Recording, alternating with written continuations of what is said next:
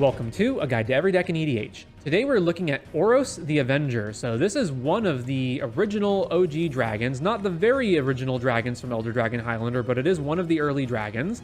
It is a 6 mana Mardu commander, a 6/6 flyer that says whenever it deals combat damage to a player, you may pay 2 and a white.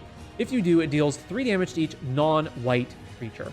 So we're going to do a couple of things built around this commander. So first of all, the commander is obviously very expensive. It's 6 mana to cast and 3 mana on the trigger. So we need a lot of ramp.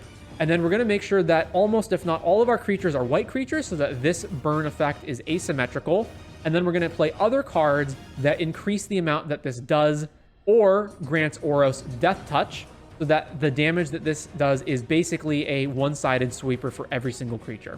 So to start us off, we have Campbell as another just beatdown effect, and it's a white creature so it doesn't die. And then a bunch of additional burns. So Gratuitous Violence, Roller Crusher Ride, and Uncivil Unrest as ways of doubling the damage that Oros is dealing. So it's 6 damage to every creature in play, which should probably kill everything.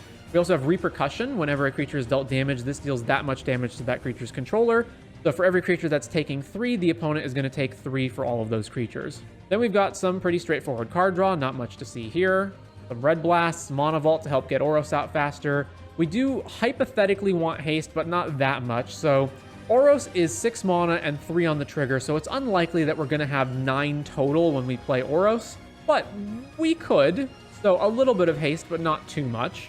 Also, some of these double up as other things, like Lightning Greaves also doubles up as Shroud, and Uncivil Unrest doubles up as a way of increasing the burn damage. So it's not like all of these cards are just for haste. Then we have a pretty straightforward mana base, not too much to see here. We've got our protection. We don't want to get killed or countered. We're playing 6 mana for our commander. It would be pretty rough if we had to replay it. So all of these spells are going to help with that. Then we got a whole bunch of ramp, and Ragavan being the one creature in our deck that is not white and will die to the Oros, but that's probably fine. It's just a cheap ramp spell, and by the time we get to Oros, whatever. Also, if we get Ragavan later on in the game, we can just dash it, so it's fine as well there.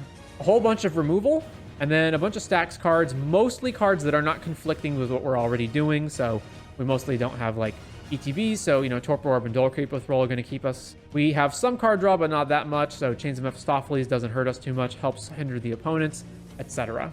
Then a couple of other sweepers, so Mass Calcify and Ruinous Ultimatum are very expensive, but they're also one-sided, and a little bit of tutoring. And then we've got Hunter's Blowgun as an equipment that can give Death Touch, as well as Basilisk Collar to give Death Touch. And there's a number of other equipment that also give Death Touch, but we don't need that many.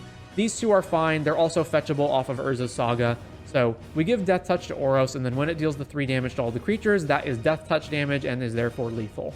And so with all that said, that is going to do it for Oros the Avenger in EDH.